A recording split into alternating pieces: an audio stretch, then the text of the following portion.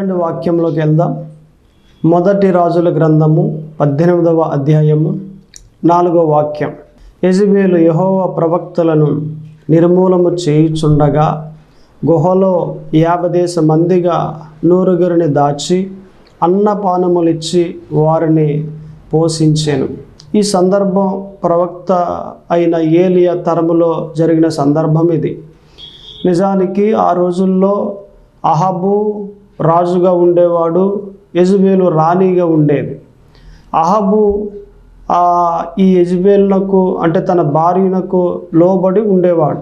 పేరుకు రాజే కానీ యెజబెలు ఎలా చెబితే అలా నడవాలి, అలా నడుస్తూ ఉండేవాడు. యెజబెలు చేయి పైన ఉండేది, అహాబు చేయి క్రింద ఉండేది.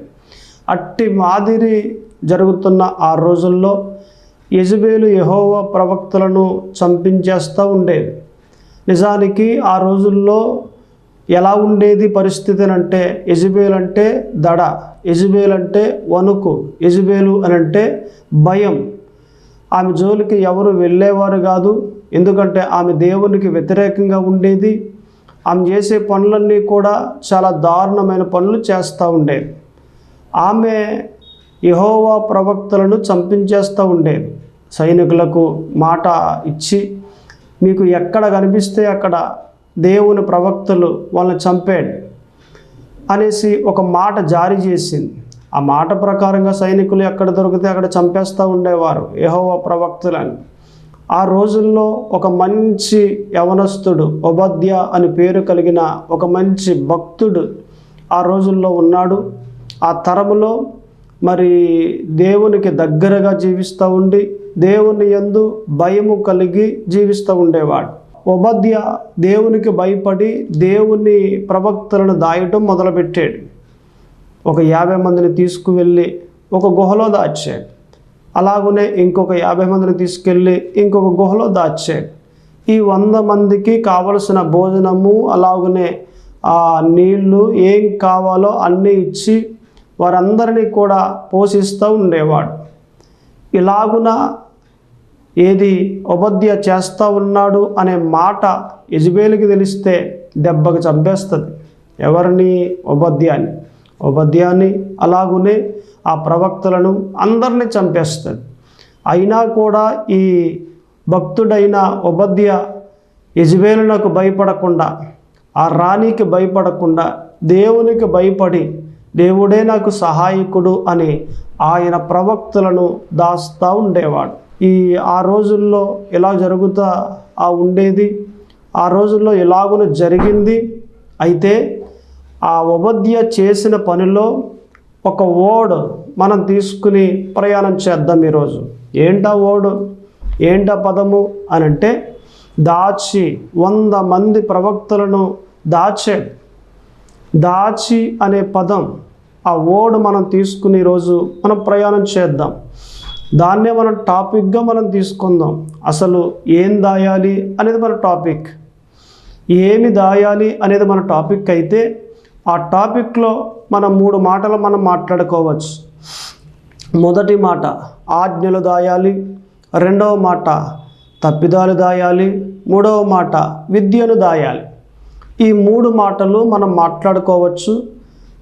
మొదటిగా ఫస్ట్ ఆఫ్ ఆల్ సామెతల గ్రంథము 2వ అధ్యాయము 1వ వాక్యం, Proverbs chapter 2 and word is 1. చూడండి దయచేసి అందరూ. నా కుమారుడా, నీవు నా మాటలు అంగీకరించి నా ఆజ్ఞలను నీ యొద్ద దాచుకుని ఎడలా అని అన్నాడు దేవుడు.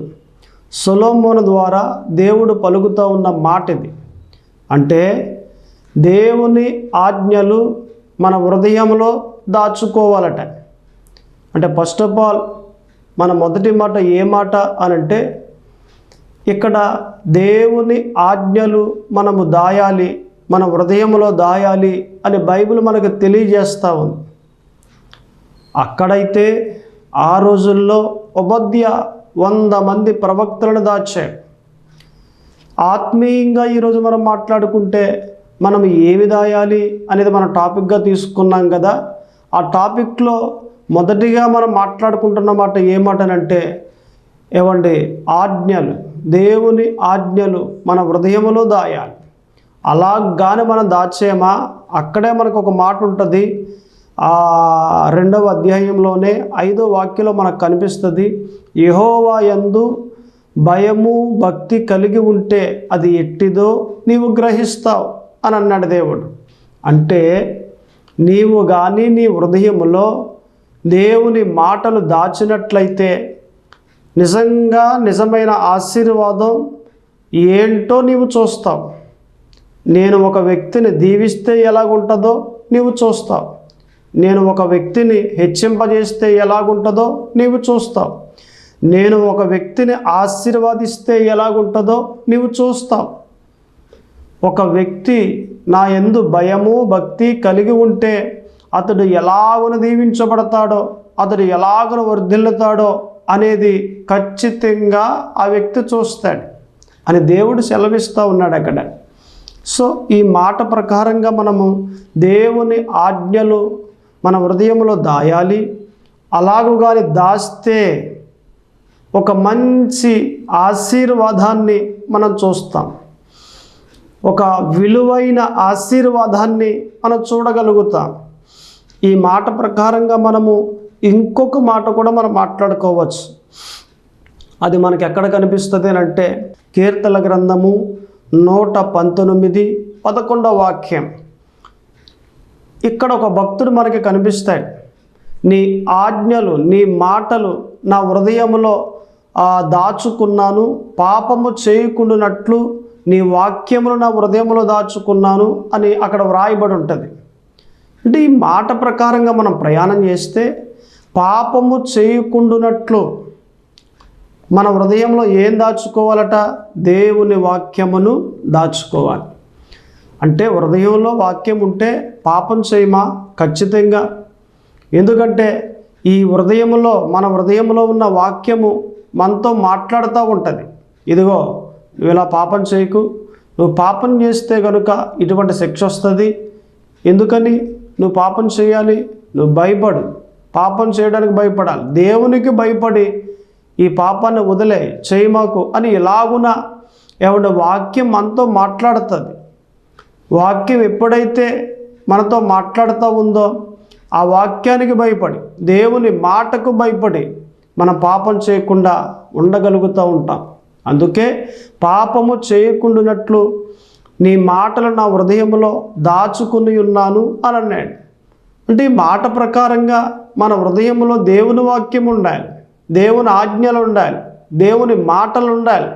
ఎప్పుడైతే మన హృదయంలో దేవుని మాటలు ఉన్నాయో ఈ దేవుని మాటలు, ఈ దేవుని వాక్యము మనల్ని పవిత్రంగా ఉంచుద్ది, మనల్ని నీతిమంతులుగా ఉంచుద్ది, మనల్ని యథార్థవంతులుగా ఉంచుద్ది, మనల్ని న్యాయవంతులుగా ఉంచుద్ది. మన హృదయంలో ఉన్న దేవుని వాక్యము ఎప్పుడూ ఎల్లప్పుడూ దేవునికి దగ్గరగా ఉంచి దేవునికి ఒక మంచి భక్తునిగా నడిపిస్తుంది. అందుకే మన హృదయంలో దేవుని వాక్యాలు మనం ఉంచుకుంటూ ఉండాలి. ఈ చెవితో వినేసి ఈ చెవితో వదిలేసేవారుగా ఉండకూడదు. ఏదో వెళ్తున్నాం కదా ఆలయానికి, ఆ దేవుని వాక్యాలు వింటున్నాం కదా, ఎంత మట్టుకు చాలులే అని అనుకుంటారంతే. అంటే వింటారు, మరలా వచ్చేస్తారు. అసలు సోమవారం నాడు అమ్మా నిన్న ఆదివారం వెళ్ళావు కదా వాక్యం ఏంటి అని అడిగితే చెప్పలేని స్థితి. అంటే విన్నది మర్చిపోయింది, లేదా విన్నది అక్కడే వదిలేసింది. బైబిల్ ఏమంటుంది? నీ హృదయములో దేవుని వాక్యాలు దాచుకో, నీ యొద్ద దేవుని మాటలు దాచుకో. నీవు దాస్తే యెహోవా యందు భయము భక్తి కలిగి ఉంటే ఎట్టిదో నీవు చూస్తావు. నేను ఎలాగున దీవిస్తానో నీవు చూస్తావు, నేను ఎలాగున హెచ్చింపజేస్తానో నీవు చూస్తావు, నిన్ను నేను ఎలాగన వర్ధిల్లింపజేస్తానో అది నీవు చూస్తావు. నీపైన ఒక ఎన్నిక కలిగి ఉన్నాను, ఒక ఏర్పాటు కలిగి ఉన్నాను. ఆ ఎన్నిక నేను నెరవేరుస్తాను. ఆ ఉద్దేశాన్ని, ఆ ఏర్పాటుని నేను నెరవేరుస్తాను. నీవు నాకు అనుకూలంగా ఉన్నట్లయితే ఒక మంచి ఆయుధంగా నిన్ను వాడుకుంటాను. అయితే నీవు చేయవలసింది ఏంటట? నీ హృదయములో దేవుని వాక్యములు ఉంచుకోవాలి. నీ హృదయములో దేవుని వాక్యములు ఉంచుకొని నీవు ప్రయాణం చేసినట్లయితే నిశ్చయముగా ఒక మంచి ఆశీర్వాదాన్ని నీవు తప్పక చూస్తావు. ఇది దేవుడే నీతో మాట్లాడుతూ ఉన్నాడు. సో ఈ మాటల ప్రకారంగా మనం కాస్త ఇంకా ముందుకు వెళ్ళినట్లయితే అదే సామెతల గ్రంథములో 25వ అధ్యాయములో 2వ వాక్యంలో మనకు కనిపిస్తుంది. Proverbs chapter 25 and word is 2. నేను చదువుతాను, దయచేసి మరలా చూడండి. సంగతి మరుగు చేయుట దేవునికి ఘనత, సంగతి శోధించుట రాజులకు ఘనత. అంటే సంగతి మరుగు చేయుట దేవునికి ఘనత. ఏదైనా ఒక మాట విన్నామనుకోండి, ఆ మాట ప్రకారంగా మనం ఏం చేయాలట? ఆ మాటను విన్న మనము మన హృదయంలోనే దాయాలి, కానీ ఇంకా అనేక మందికి దాన్ని వెల్లడి చేయకూడదు. సపోజ్ ఎక్కడికో ఒక వీధిలోకి వెళ్ళాం, మన పక్క వీధిలోనికి. అక్కడ ఎవరో కేకేసి అమ్మ ఇలా రా ఒకసారి అని పిలిచారు. వెళ్ళాం. ఇదిగో మీ వీధిలో పలానా ఆమె ఉందే, ఆమె గురించి నాకు రాత్రే తెలిసింది ఒక మాట. అసలు అటువంటి తప్పు ఎందుకు చేయాలి? ఆమె భర్త ఎంత మంచోడు, అత్తగారు కూడా చాలా మంచిది, బాగా చూస్తూ ఉంటుంది, మాంగారు కూడా మంచోడు, చాలా బాగా చూస్తూ ఉంటాడు, ఆ కుటుంబం అంతా కూడా చాలా మంచిగా నడుస్తూ ఉంటారు కదా. ఈ వ్యక్తి ఇలా చేసింది, ఈ మనిషి ఇలా చేసింది, అసలు అలాంటి తప్పు చేయొచ్చా? ఆ భర్తను అలా మోసం చేయొచ్చా? తప్పు కదా అనేసి ఒక మాట చెప్పింది. అయితే ఆ మాట ఈమె విన్నది కదా. విన్నది ఏం చేయాలి? తన హృదయంలోనే దాన్ని దాయాలి. దాచినట్లయితే అది యెహోవాకు ఘనత. దాచేవారుగా ఉన్నారు ఈ రోజుల్లో? ఎవరున్నారండి? అసలు విన్న తర్వాత చాలామందికి ఎలాగుంటుందట? కడుపుబ్బరం. ఇది ఆ వీధంతా చెప్పుకుంటూ వెళ్ళిపోతారు. అంతేకాదు ఫోన్లు చేసి వాళ్ళకి చెప్పి వీళ్ళకి చెప్పి ఆమె అలా చేసిందట, ఆమె అలా చేసిందట, అలాంటి తప్పు చేసిందట, ఆ వ్యక్తితో చేసిందట, ఇలా చేసిందట, ఇలా చేస్తూ ఉందట, ఆమెంటే ఏమనుకుంటున్నావు, ఆమెను అలా జారదీయకండి, ఆమెతో మాట్లాడకండి అని ఎలాగున ఏమండి ఆమెను అల్లర చేసే విధంగా ఉంటుందే తప్ప కానీ, సర్లే ఆమె ఏదో తప్పు చేసింది, ఆ గొడవ నాకెందుకు, దేవుడే చూసుకుంటానులే, ఆ గొడవ దేవుడికే నేను అప్పగించేస్తాను అనేసి ఆమె గురించి విన్న వాక్యాన్ని, విన్న మాటను హృదయంలో దాచిపెట్టి ఏమండి ఆమెను అల్లర చేయకుండా, ఆమెను వెల్లడి చేయకుండా అట్టే ఉంటే అది ఎంత యెహోవాకు ఘనత. దేవునికి ఘనత వెళ్ళింది అంటే దేవుడు మరలా తిరిగి మనకేమిస్తాడట? ఘనత ఇస్తాడు. సో ఈ మాట ప్రకారంగా మనము కాస్త ఆలోచన చేస్తే, ఏదైనా పక్కవారి తప్పిదాలు మనం విన్నామా, వాటిని దాయాలే కానీ వెల్లడి చేయకూడదు, వారిని అల్లరి చేయకూడదు. నువ్వు అల్లరి చేసావనుకో, మనుషుడు ఏది విత్తునో ఆ పంటనే కోయును అన్నట్లు నిన్ను ఇంకొకరు అల్లరి చేస్తారు. నువ్వు చేసింది దాగుండాలంటే ఎదటవారు చేసింది నీ హృదయంలో దాయాలి. నువ్వు దాస్తే నీ మాటను ఇంకొకరు దాస్తారు. నువ్వు కానీ ఒకరిని బాధ పెట్టావనుకో, నిన్ను ఇంకొకరు బాధ పెడతారు. అంటే ఈ నడవడిక ఎలా ఉంది? మన నడవడికలోనే మనకి ఆనందము, సంతోషము అనేది దాగుంది. ఒకరిని బాధ పెడితే ఇంకొకరు మనల్ని బాధ పెడతారు. ఇప్పుడు సొలొమోను ఒక మాట అంటాడు, మనం చేసిందే మన నెత్తి మీదకి వస్తుంది అని అంటాడు. అంటే ఒకరిని బాధ పెట్టాం, మరలా అది ఏమవుద్ది? మన నెత్తి మీదకి వస్తుంది, అంటే మన జీవితంలోకే వస్తుంది. అంటే ఒకరిని బాధ పెట్టకుండా ఉంటే బాధ మనకు రాదు. ఒకరిని సంతోషపరిస్తే, ఆనందపరిస్తే మనకు ఆనందమే వస్తుంది, ఆ సంతోషమే వస్తుంది. మన జీవితం సంతోషంగా ఉండాలనుకోండి, మనం ఏం చేయాలి? ప్రతి ఒక్కరిని కూడా సంతోషపరుస్తూ వెళ్ళిపోతూ ఉండాలి. ఆ సంతోషమే మనం కోసుకుంటాం పంటగా. మనుష్యుడు ఏది విత్తితే ఆ పంటనే కోయును అన్నట్లు మనము బాధ విత్తితే బాధనే కోసుకుంటూ ఉంటాం, సంతోషాన్ని విత్తుతూ ఉంటే సంతోషాన్నే ఆ పంటగా కోసుకుంటూ ఉంటాం. మన జీవితాన్ని మనమే కట్టుకునేలాగున దేవుడు ఎవరి సిస్టాన్ని పెట్టాడు. వాక్యం అనే సిస్టంలో మనకి మన జీవితాన్ని మనమే కట్టుకుంటూ ఉండాలి. చాలామంది అంటారు కదా, అసలు ప్రశాంతంగా లేదండి, పక్కనుందే మా పక్కింటామే, అసలు నా జీవితంలో ఈమె ఇలాంటి ఆమె ఎవరికి ఉండకూడదు, తెగ బాధ పెట్టేస్తూ ఉంటుంది, అసలు నన్ను అల్లరి చేసేస్తూ ఉంటుంది, నన్ను ఎలా కావాలితే అలా బాధ పెట్టేస్తుంది అని బాధపడుతూ ఉంటారు కొంతమంది. ఎందుకని? ఈమె ఆమెను బాధ పెడతా ఉంటే ఆమె ఈమెను బాధ పెడతా ఉంది. ఈమె ఆమెను మాట్లాడుతూ ఉంటే ఆమె ఈమెను మాట్లాడుతూ ఉంది. అదే కానీ ఆమెను సంతోషపరుస్తూ ఉంటే ఆమె ఏం చేస్తుంది? ఈమెను సంతోషపరుస్తుంది. అంటే ఎవరి చేతిలో ఉంది? ఈమె చేతిలోనే ఉంది. ఈమె జీవితాన్ని మార్చుకునేది ఎవరి చేతిలో ఉందట? దేవుడు ఈమె చేతిలోనే పెట్టాడు. అంటే మనము నడిచే నడవడిక మనం మార్చుకున్నాం అనుకోండి, మన జీవితం మారిపోదు. ఒకరిని అనకుండా ఉండు, నిన్నెవరు అనరు.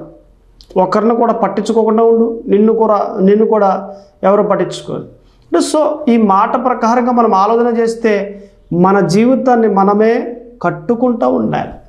ఈ మాటను మీరు గ్రహించినట్లయితే నిశ్చయముగా మీ జీవితాలు బాగుపడతాయి.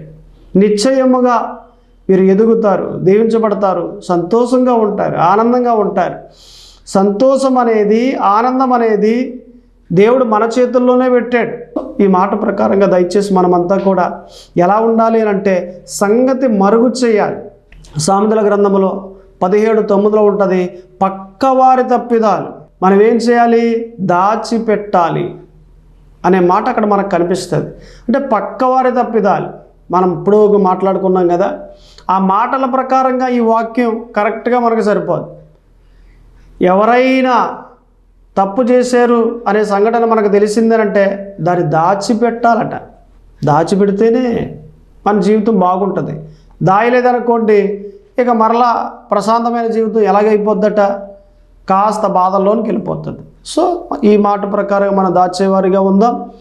అలాగనే కాస్త మనం ముందుకెళ్తే 3వ వాక్యంలో కూడా సామెతల గ్రంథము 12వ అధ్యాయము 23వ వాక్యం, వివేకి అయిన వాడు తన విద్యను దాచిపెట్టును, అవివేకి హృదయములు తమ మూఢత్వము వెల్లడి చేయుదురు. చూడండి, ఇక్కడ కూడా ఏమని వచ్చింది? వివేకి అయిన వాడు తన విద్యను దాచిపెట్టును. దాచి అనేది ఏమండి? అండర్లైన్ చేసుకోండి. అంతకు ముందర కూడా మనము మాట్లాడుకున్న మాట ప్రకారంగా సామెతల గ్రంథం 17:9 ఏమనుంది? పక్కవారి తప్పిదములు దాచి అనేది దాచిపెట్టాలి అనేది ఏమండి? అండర్లైన్ చేసుకోండి. అలాగనే కీర్తన గ్రంథము 119:11 కూడా మనకు కనిపించింది, నా హృదయములో నీ వాక్యములు దాచేను అనే వర్డ్ మనకు కనిపించింది. సామెతల గ్రంథం 2:1 కూడా మనకు కనిపించింది, ఏమండి? నా ఆజ్ఞలను నీ యొద్ద దాచుకుని ఎడల. అంటే ప్రతీదీ కూడా ఆ వర్డ్ దాచుకుని ఎడల అనే వర్డ్ మనం చూస్తూ ఉన్నాం. అంటే మూడవదిగా మనం చూస్తే వివేకి అయిన వాడు తన విద్యను దాచిపెట్టును. ఇప్పుడు నిజానికి ఎవరైనా డిగ్రీ చదివారనుకోండి, ఆ వ్యక్తి ఎలా ఉండాలట? అందరికీ చెప్పేవానిగా ఉండకుండా మౌనంగా ఉండాలి. నేను డిగ్రీ చదివాను, నేనేం చదివాను తెలుసా? డిగ్రీ చదివాను. అంటే తన విద్యను ఏం చేస్తూ ఉన్నాడు? అనేక మందికి చెప్తా ఉన్నాడు. ఇప్పుడు ఎవరైనా అడిగితే చెప్పడం వేరే సమాధానం, అంతేగాని అడగకుండానే నేను డిగ్రీ చదివాను, డిగ్రీ పూర్తి అయిపోయింది ఇలాగున చెబుతూ ఉంటే తన విద్యని ఏం చేస్తూ ఉన్నాడట? వెల్లడి చేస్తూ ఉన్నాడు. అలాగను వెల్లడి చేసేవాడు జ్ఞానము లేనివాడట. బైబిల్ అంటుంది వివేకి అయిన వాడు తన విద్యను దాచిపెట్టును. విద్యే కాదు, చదువే కాదు, మనము కలిగి ఉన్న దేన్నైనా వెల్లడి చేసేవారిగా మనం ఉండకూడదు, అనేక మందికి చెప్పేవారిగా మనం ఉండకూడదు, దాన్ని దాచేవారిగా ఉండాలి. ఆడవారు చూడండి, ఏదైనా బంగారం కొనుక్కున్నారనుకో, తాడే చేయించుకున్నారనుకోండి ఫర్ ఎగ్జాంపుల్, ఇక వీళ్ళు ఏం చేస్తారట? అక్క ఇదిగో తాడు కొనుక్కున్నాను, ఇదిగో ఉంగరం చేయించుకున్నాను, ఇదిగో ఇది పరిస్థితి, ఇలాగ బాగుందా? లేదా చీర కొనుక్కున్నాను బాగుందా? లేకపోతే ఇంట్లోకి మిక్సీ పట్టుకొచ్చాను బాగుందా? ఇలాగున ప్రతిదీ కూడా ఏది కొనుక్కున్నా ఇక పక్కవారికి అనేక మందికి చూపించేది అది వాడుకైపోయింది, అది బాగా వాడుకైపోయింది. కానీ ఎవరు అలా చూపిస్తారు అంటే జ్ఞానము లేని వారు చూపిస్తారట. బైబిల్ అంటుంది నిజంగా జ్ఞానం గలవాడు ఎలాగుంటాడు అంటే తాను కలిగి ఉన్న వాటిని అన్నిటినీ కూడా దాస్తూ ఉంటాడు. అనేక మందికి చెప్పే విధంగా ఉన్నాడు. ఎవరన్నా అడిగారు అనుకోండి, అడిగితే జవాబుగా మనం చెప్పచ్చు, కొనుక్కున్నానండి, కట్టుకున్నానండి, లేదా సంపాదించుకున్నానండి చెప్పచ్చు. కానీ సంపాదించినవన్నీ, కొన్నవన్నీ కూడా అదే పదిగా, అదే మాటగా చెప్తూ ఉండి కొన్నాను, కట్టాను, నువ్వు జ్ఞానం లేనివాడువని బైబిల్ బోధిస్తూ ఉంది. ఏమంటుందో బైబిలు? వివేకి అయిన వాడు తన విద్యను దాచిపెట్టును. ఇది మూడవ మాట. మొదటి మాట ఏమాట? దేవుని ఆజ్ఞలు మన హృదయంలో దాస్తాం.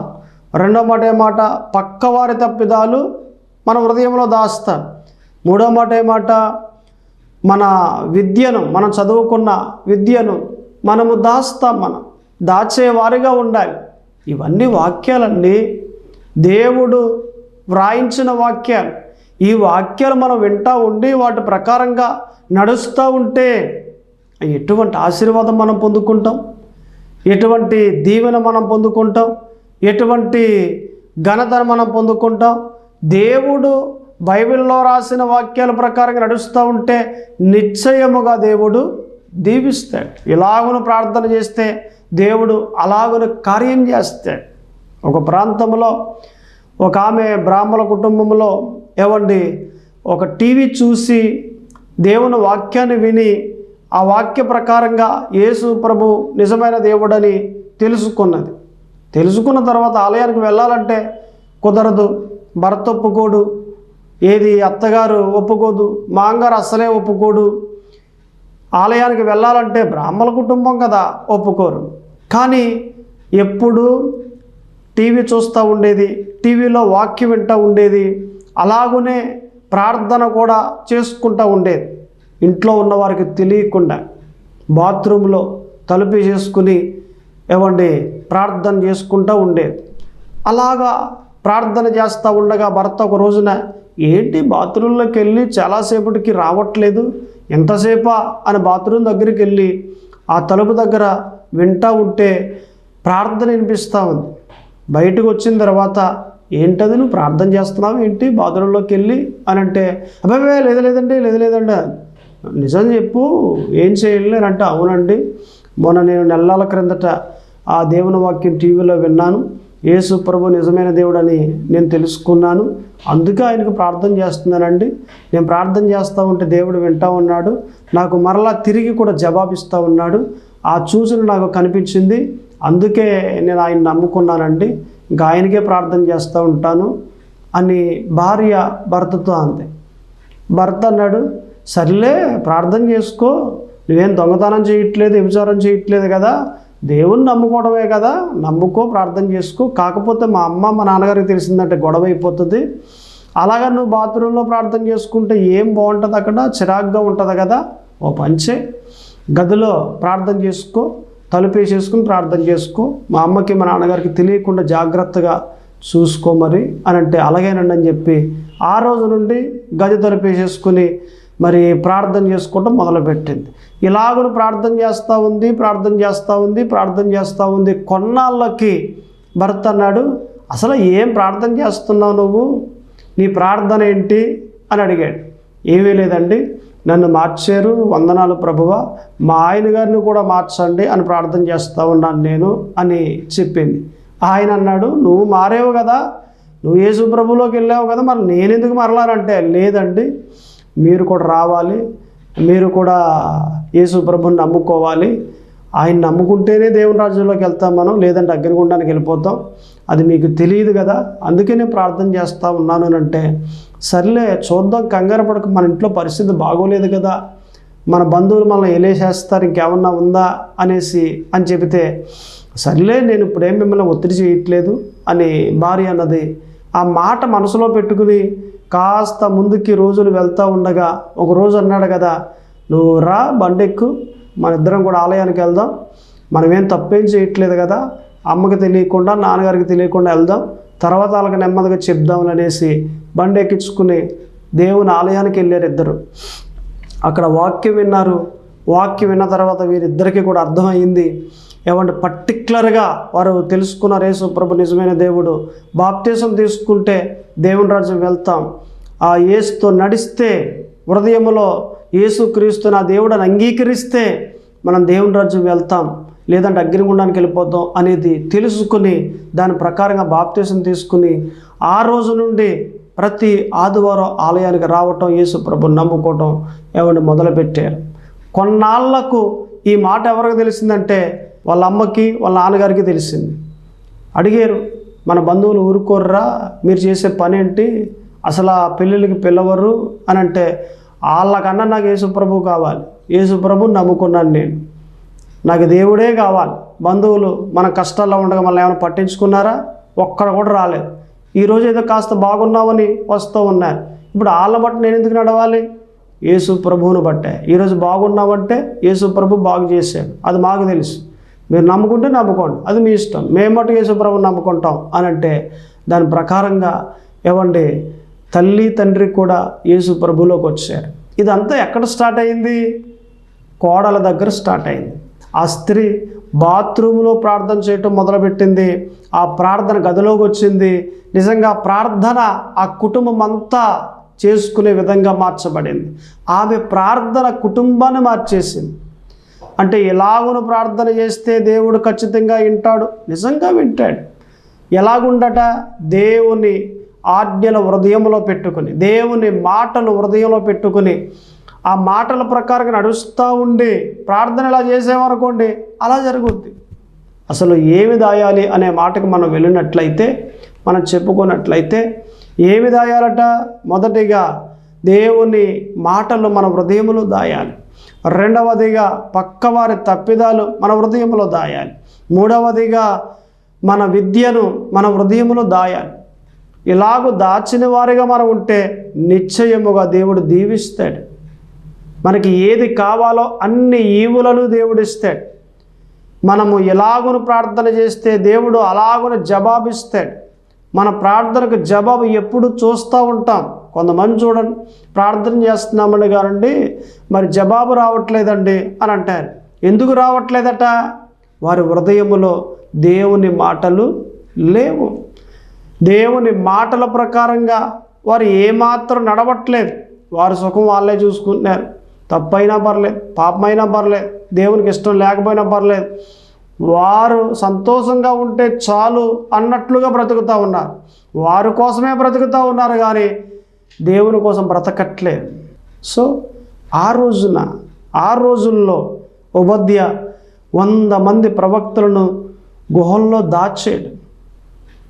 ఈ రోజున ఆత్మీయంగా మనం మాట్లాడుకుంటే ఏమి దాయాలి అనే టాపిక్ మీదట మనం దాయవలసిన 3: 1 దేవుని ఆజ్ఞలు దాయాలి, 2 పక్కవారి తప్పిదాలు దాయాలి, 3 మన విద్యను దాయాలి. ప్రార్థన చేసుకుందాం. దయచేసి ప్రతి ఒక్కరు కూడా తలల ఉంచి ప్రార్థనలో ఏకీభించండి. ప్రార్థన. పరిశుద్ధుడా దేవ తండ్రి, ప్రభువా యేసు క్రీస్తు, అయా ఇదిగో ప్రభువా ప్రార్థన చేస్తూ ఉండగా మీ కృపాక్షేమములు మెండుగా కలగచేయండి. ఏమి దాయాలి అనే మాట మీదట మా అందరితో మాట్లాడి దాయవలసినవి మీరు మాకు తెలియజేశారు ప్రభువా. వందనాలు, స్తోత్రములు. మీకే మహిమ కలుగును గాక. ఇదిగో ప్రభువా, ఎందరైతే ఈ వాక్యాన్ని విన్నారో వారందరినీ దీవించండి, బలపరచండి. ఏ సమస్యల్లో ఉండి ఈ వాక్యాన్ని విన్నారో, ఈ ప్రార్థనలో ఏకీభించారో ఆ సమస్యల నుండి విడుదల దయచేయండి, బలపరచండి, స్వస్థత కలగచేయండి, ఆరోగ్యాన్ని కలగచేయండి. మీ దీవెన ఆశీర్వాదములు మెండుగా కలగచేయండి. ఈ కొద్ది ప్రార్థన ఆలకింపచేయమని యేసు క్రీస్తు నామమున అడుగుచున్నాను తండ్రి. ఆమేన్.